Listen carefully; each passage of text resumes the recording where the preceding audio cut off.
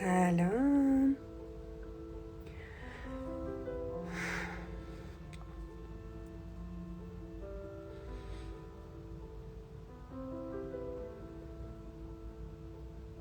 خیلی خیلی خوش اومدید مهندس عزیزم، آقای قلیزاده، مهدی عزیز، امیلی قشنگم، خیلی خوش اومدید.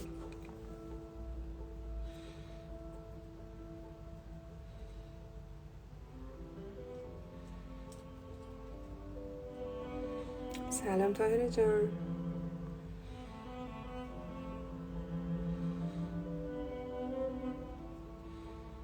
خب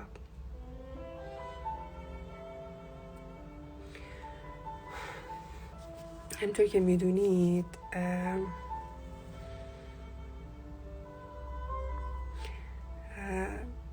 باشه امیلی جان، شما به من دایرکت بدید، راهنماییتون میکنم. همطور که میدونید دوره نگرش تموم شد، یعنی من دیگه فعلا این دوره رو دیگه به صورت آنلاین با حضور خودم برگزار نخواهم کرد، ولی خب تصمیمم این شد که یه وقتایی توی هفته بیام یه سری مطالب رو به صورت لایو با کسایی که دوست دارن و اینجا مهمان من هستن به اشتراک بذارم. امشبم یکی از اون شباست. میخوام راجع به قانون جذب حرف بزنم و نظر خودم و چیزی که یاد گرفتم طی این سالها رو بگم. قانون جذب چی هست اصلا؟ قانون جذب، ببینید ما داریم توی این سیاره‌ای که زندگی میکنیم، اینجایی که الان وجود داریم که اسمش زمینه، اسمشو گذاشتیم زمین، یه سری قوانین داره. این دنیای مادی یعنی چی؟ مادی یعنی یه چیزی که متریال ماده است، یه چیزی که با حواس پنجگانه، یعنی تو میتونی لمسش کنی، میتونی با چشات ببینیش، میتونی فیزیک داره. فیزیک چیه؟ فیزیک حجم، دمای، اندازه است، سرعت، زمان، مکانه، اینا فیزیکه، درسته؟ حالا توی این دنیایی که ما هستیم که به صورت ماده اول باورش داریم، به صورت شکل، به صورت جامد اول باورش داریم، یه سری قوانین وجود داره. یعنی همینجوری تصادفی و رندوم به وجود نیومده. یعنی همینجوری الکی اگر بود، یه روز پا میشدی میدیدی که خورشید نیست، یه شب نگاه میکردی میدیدی ماه نیست، یهو میدیدی سیاره ها به هم برخورد میکنن. بنابراین همینطور که این سیاره ها، همینطوری که تک تک سلول ها، همینطوری که هر چیزی توی این دنیا داره توی مدار خودش حرکت میکنه، ما آدما هم به عنوان بخشی از این وجود داریم دیگه. هستیم دیگه، نه هستیم. اگر ما هستیم پس یعنی بخشی از این وجود هستیم، مثل سیاره، مثل خورشید، مثل ما، مثل هر چیزی که هست، درسته؟ پس اگر من اینجا وجود دارم، من هم توی یه مداری دارم حرکت میکنم. من که تافته جدا بافته نیستم. همطوری که سیاره ها دارن روی مدار خودشون پرسایز دقیق دارن حرکت میکنن و هیچ خلایی وجود نداره، آدم هم توی مدارهای نامرئی مثل اجرام دارن حرکت میکنن. ولی حالا ببین فرق ما آدم ها، انسان ها با بقیه این موجودات که توی مدار خودشون دارن حرکت میکنن، میدونید چیه؟ اینی که ما میتونیم این مداره رو عوض کنیم، سایر موجودات نمیتونن. ماه نمیتونه از مدارش خارج شه، بره یه کار دیگه، یه جای دیگه نور بتابونه، به درخشش ادامه بده. خورشید نمیتونه به اراده خودش کاری بکنه. ولی ما آدما به خاطر اینه که بالاترین فرم حیات، والاترین فرم زندگی هستیم. به خاطر اینکه فقط به ما قدرت اختیار داده شده که چیکار کنیم؟ که مدار خودمونو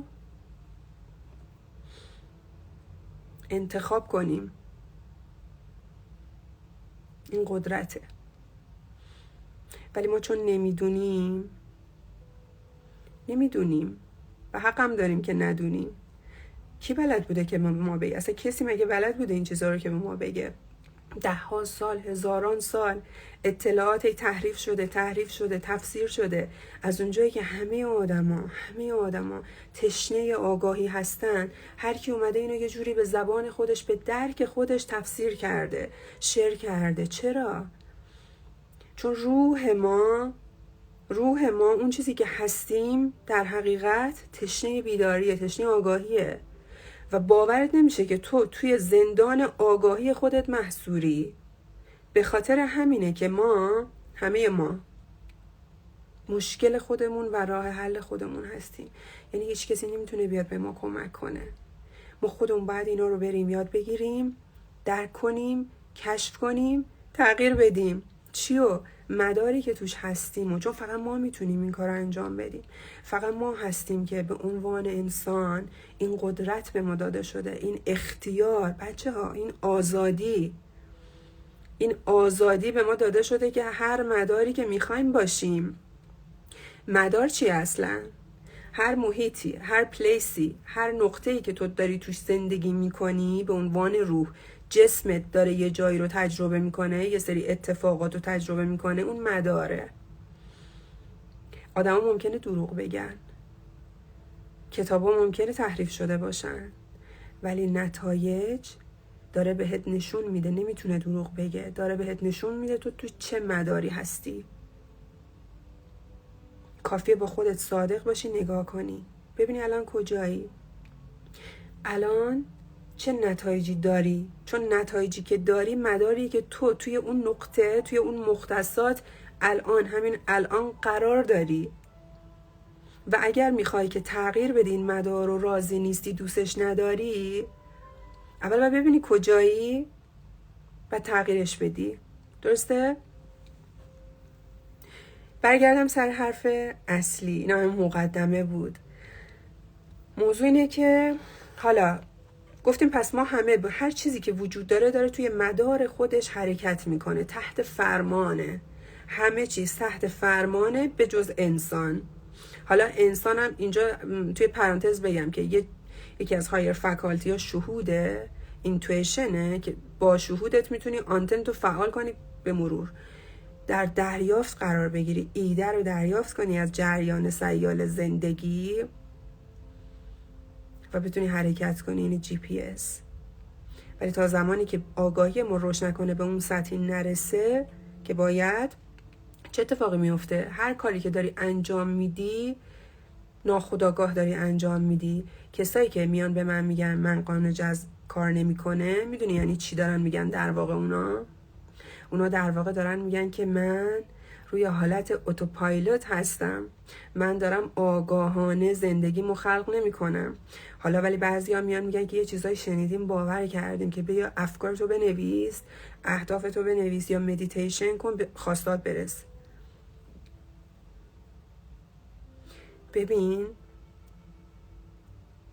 قانون جذب که الان میخوام راجبش حرف بزنم 24/7 اکتیوه، 24 ساعت هفته اکتیوه.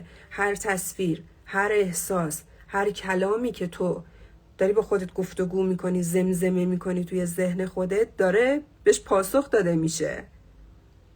حالا یا شما میای آگاهانه کانشسلی انتخاب میکنی، از قدرتت استفاده میکنی، تصور تو، کلام تو، انرژی تو، احساس تو، اقدامات تو، این بدنی که بهت داده شده به عنوان وسیله برای تجربه، به خدمت والاتر میگیری برای تحقق اون ایده‌ای که به تو هدیه داده، که میشی یه کانشس کریئتور، یه خلاق آگاهانه. خلاق یعنی کسی که خلق میکنه،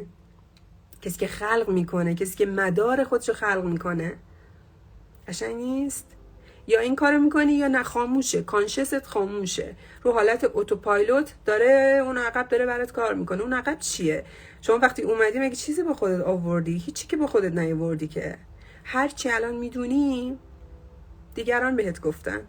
هرچی الان دیدی تجربه های قبلیته، تجربه های اون ورژن ناآگاهته، حرفای بقیه است، حرفای پدر مادرته، حرفای همکاراته. ما که چیزی نمیدونستیم ولی همونا رو برداشتیم داریم طبق اونا اقدام میکنیم. ببین سیستم ما پرفکته، داره کامل عمل میکنه. خاطر اینه که من استادم همیشه میگه همه ما موفق به دنیا اومدیم. میدونی یعنی چی؟ این حرف چه عمقی داره؟ یعنی سیستم تو موفقه، پرفکته، داره کامل درست کار میکنه، اصلا نیازی به اصلاح و بهبود نداره. اون چیزی که نیاز به اصلاح و بهبود داره دیتاییه که وارد سیستم میکنی. ویروس وارد سیستمت شده. اینا رو باید بیای از اول هک کنی، ذهن خودتو، بدن خودتو هک کنی، آلودگی رو پاک کنی، ویروس ها رو پاک کنی، دوباره از اول برنامه ریزیش کنی. این قدرتیه که تو داری. حالا بموند که 1000 تا محدودیت توی ذهنت هست که طول میکشه، دیره، نمیتونم، بلد نیستم، نمیشه، لیاقت ندارم. از یه جایی به بعد اگر میخوای نتایج بزرگ بگیری، دستاورد بزرگ بگیری، از یه جایی به بعد، قبلش همه تو تقلا هستیم، از یه جای به بعد دیگه وقتی که عمیقاً درک میکنی، اینجا توی قلبت درک میکنی که هیچ محدودیتی وجود نداره، همه چیز انرژیه. من نمیگم، انیشتین میگه، انیشتین که هم قبول دارن، انیشتین به علمش معروفه دیگه. اونایی که میگن این حرفا شبه علمه، انیشتین مگه عالم‌تر از اون داشتیم؟ میگه همه چیز انرژیه. خب همه چیز انرژیه و تو میتونی از این انرژی که خودت هستی یاد بگیری چجوری مانیپولیت کنی، دستکاری کنی. ما داریم همین کارو میکنیم و این قدرت و این اختیار و این آزادی و این توان. حالا بعضیا میان میگن نمیتونم. به تو داده شده، باش به دنیا اومدی، باهاش اومدی به این دنیا که این کارو انجام بدی. نمیتونم وجود نداره، تو نمیدونی. مثل کسیه که یه پیانو میذارن جلوش میگن بزن، میگه نمیتونم. نه تو میتونی، تو نمیدونی چجوری باید بزنی. اگه یه منتور داشته باشی یادت بده، میتونی کم کم با تمرین با کپی کردن ایده‌های مربیت تو هم تبدیل بشی به اون آدم، تو ورژن خودت.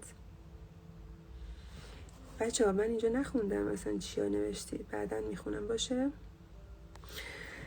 خلاصه برگردیم سر قانون جذب. پس کسی که میاد میگه که قانون جذب کار نمیکنه، در واقع چی داره میگه؟ در واقع داره میگه که من رو اتوپایلوتم، من دارم ناخودآگاه هم داره برام کار میکنه هر لحظه. من نشستم سوار سیستم نیستم، فرمون زندگیم دست بقیه است. چرا؟ چون من محصول بقیه هم دیگه. گفتم ما وقتی اومدیم خام بودیم، خام، چیزی بلد نبودیم که، اصلا ذهن آگاه نداشتیم، ذهنمون ناخودآگاه بوده، واید اوپن، از باز بوده، فقط ایموشنال بودیم، فقط احساسات و انرژی رو درک میکردیم، حس مادر رو درک میکردیم، حس پدر رو درک میکردیم. بعد از اینکه 7 سالمون میشه یه دیوار میاد، تازه ما شروع میکنیم به فکر کردن.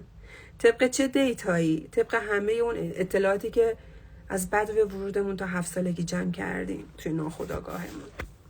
قانون جذب، برگردیم سر قانون جذب. ببین همطوری که همه چیز داره توی مدار مشخص گفتم داره میچرخه و اینجا همجور هرتی پرتی نیست، طبق قوانین داره کار میکنه. قوانین این چی هستن که این قانونا رو نوشته؟ خالق هستی و هیچ کس به این پی نمیتونه ببره. تو اصلا عمر آدم کفاف نمیده.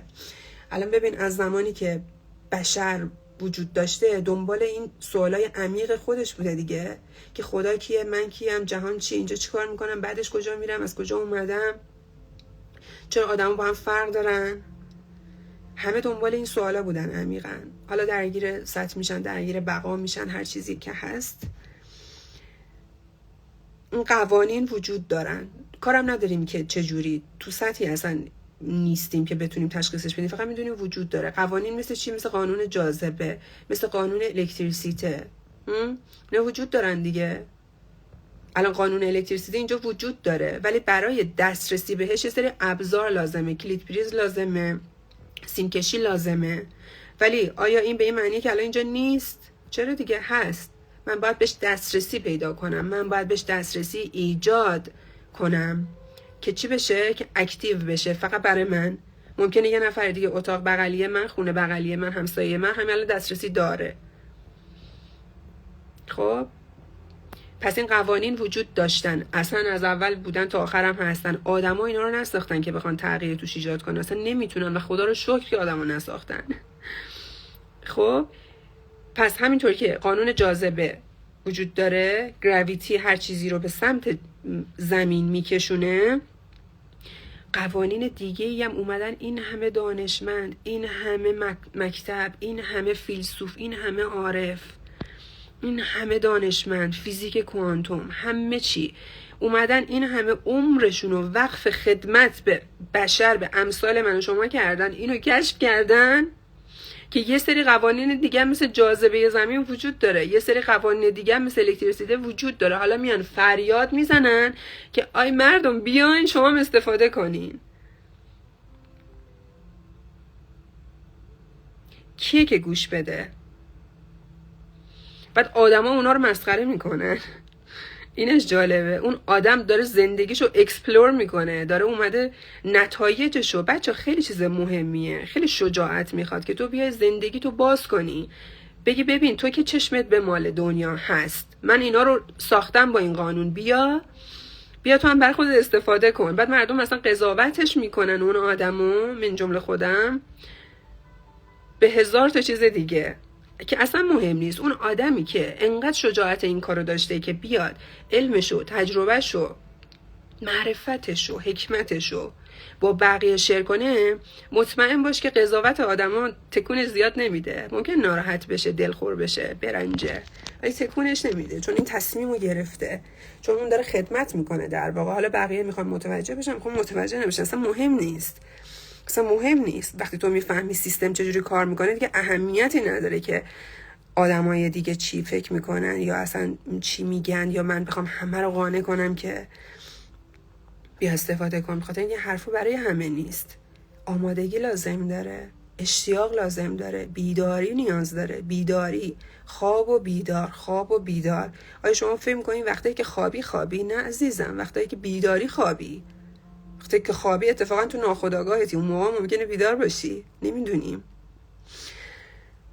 پس قوانینی که حالا یکیشو راجع بهش میخوام امشب صحبت کنم بریفلی، راجع به قانون جذب، یکی از همون قوانینی که وجود داره و ثابت شده، اثبات شده. حالا میخواین کسی میخواد باور کنه، دوست داره باور کنه، هر چقدر دوست داره باور کنه، کسی هم دوست نداره اوکی، فیل فری.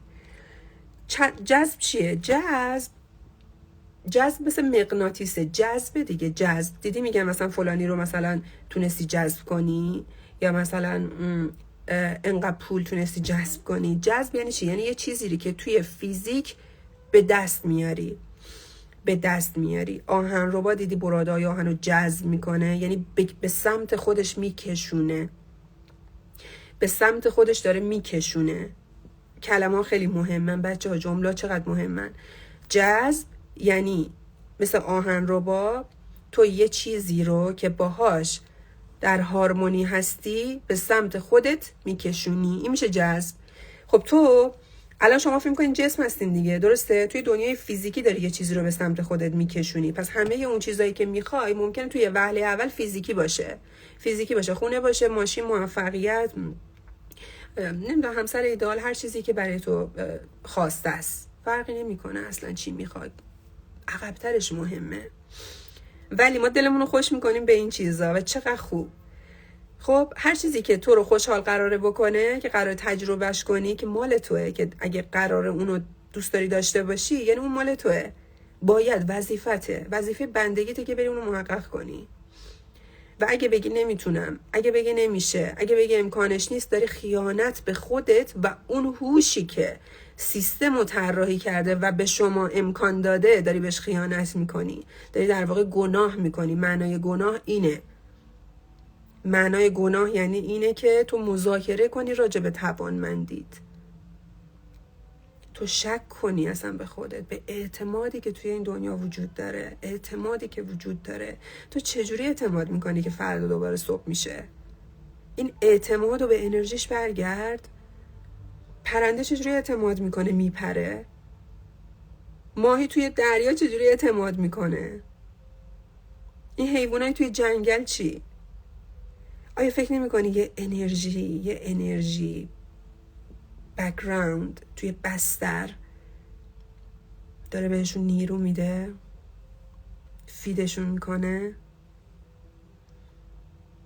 ولی ما چون خودمون رو گناهکار میدونیم، خودمون رو از اون اعتماده جدا میدونیم، فکر کنیم که تنهاییم، فکر کنیم که ناتوانیم، گناهکاریم و خودمون مجبوریم گلیم خودمون رو اصطلاحاً از آب بکشیم بیرون.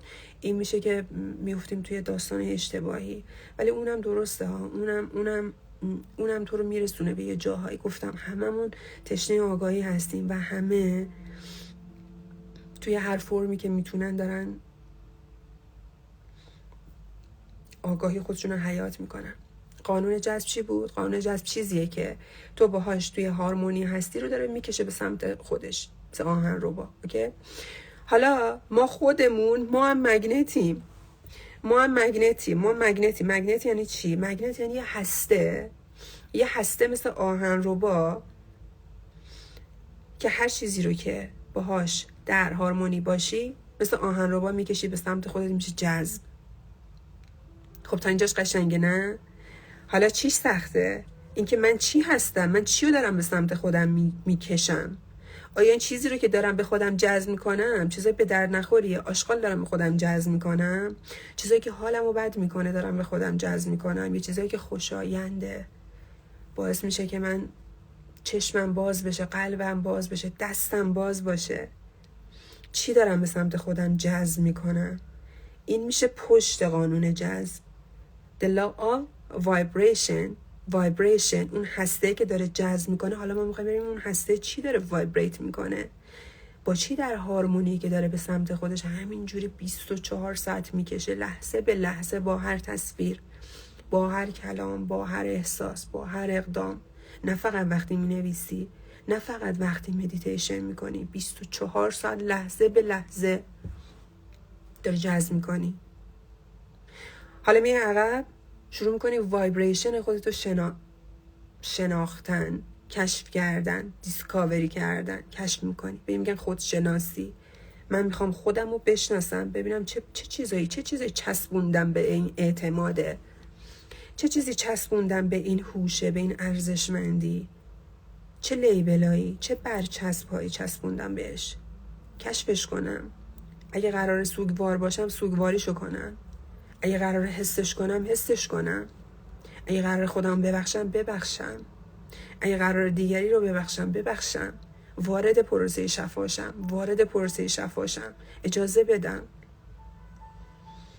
بر چه مبنایی؟ بر چه اعتمادی؟ همون اعتمادی که فردا صبح میشه، همون اعتمادی که الان شبه، همون اعتمادی که الان ماه هست، همون اعتمادی که تو میدونی نفس بعدی رو میکشی میاد میره بدون کنترل، همون اعتمادی که میدونی قلبت میتپه بدون کنترل. به همون اعتماد تکیه کن و شروع کن ارتعاش خودتو بشناس، کشف کن خودتو و شروع کن هر جایی رو که دوست نداری ببین ریشش از کجا اومده، تغییرش بده.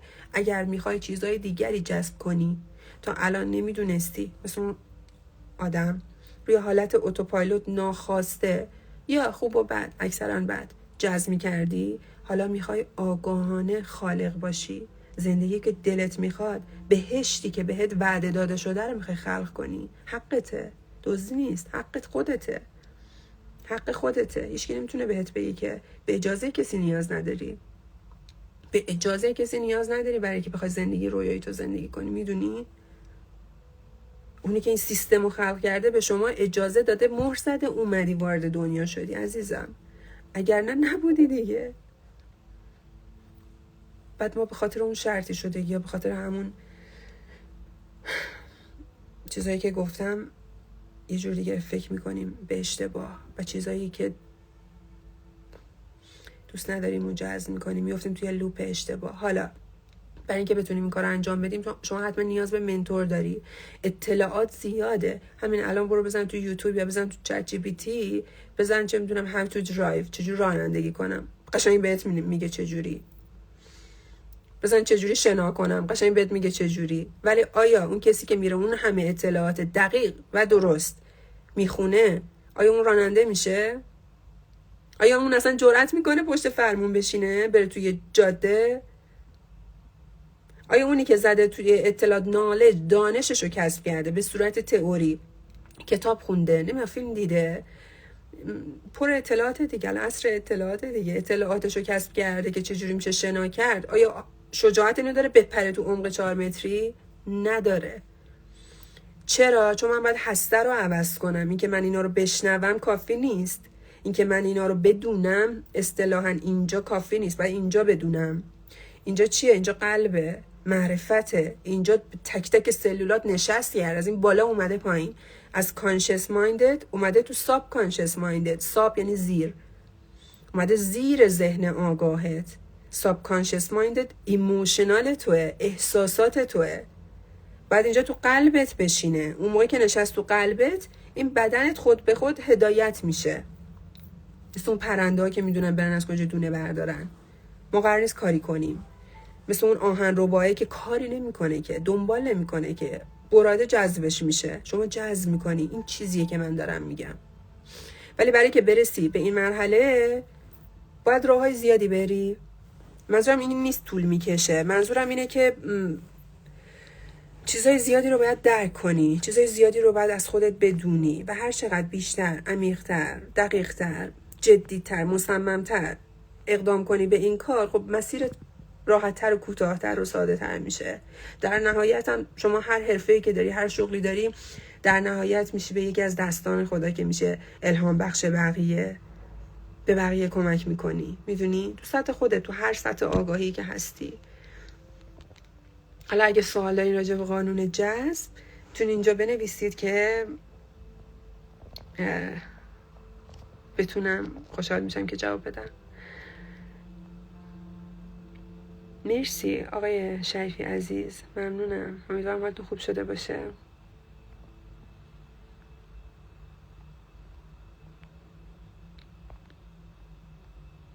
چشم عزیزم، سیو میکنم موقت. بچه ها اگه سوال دارید خواهش میکنم بنویسید، اگر نه که خداحافظی کنیم از هم دیگه که لایف طولانی نشه.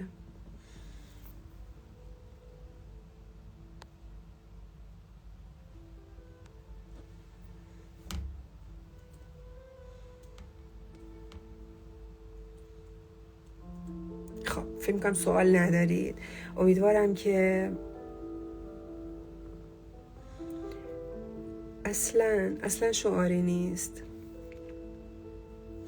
میگن که من حالا بخونم اگه قرار سیف شه بعدن سوء تفاهم نشه. نوشته که خوب قانون جذب رو توضیح دادی. من همیشه فکر میکنم قانون جذب چیز شعاریه، همه اولش اینجوری فکر میکنن، ولی وقتی که باز میشه برات کم کم ارتباط بین افکارت و واقعیت رو متوجه میشی، اون موقع خودت نه من بگم، خودت به این درک میرسی که ببین همین الان افکار غالب خودتو نگاه کن و اگر بچه ها واقعا ابجکتیولی نگاه کنیم به زندگی که الان داریم، همون مدارکی که گفتم، همون نتایجی که الان دارین حیات میکنین، تجربه میکنین، اگه عمیقا نگاه کنین، از دور نگاه کنین به این زندگی که الان داری و افکار خودتو بتونی رصد کنی، متوجه میشی که دقیقاً چیزایی تو زندگیت هست که تو داری اکثر اوقات بهش فکر میکنی، چیزایی که اکثر اوقات تو میدونی پیش‌فرضته، میدونی اینجوریه، میدونی اون آدمه اینجوریه، میدونی وضعیت درآمدت اینجوریه، میدونی. ببین هر لحظه داره همه چی انرژیه، داره تغییر میکنه. پس چرا زندگی تو به نظر ثابت میاد؟ چون تو داری به یه چیز ثابت فکر میکنی، یه پیش‌فرض ثابت رو نگه داشتی. همه حرف من اینه که پیش‌فرضایی که بهت خدمت نمیکنه رو ببین، تشخیص بده، عوضش کن، بعد یه نتیجه دیگه میگیری در هارمونی با اون. خواهش میکنم بچه ها، مرسی از حضورتون، خیلی ممنونم. امیدوارم که یه جرقه هایی خورده باشه. مرسی، شب و روزتون خوش. تا لایو بعدی، خداحافظ. چقدرم که بلدم اینو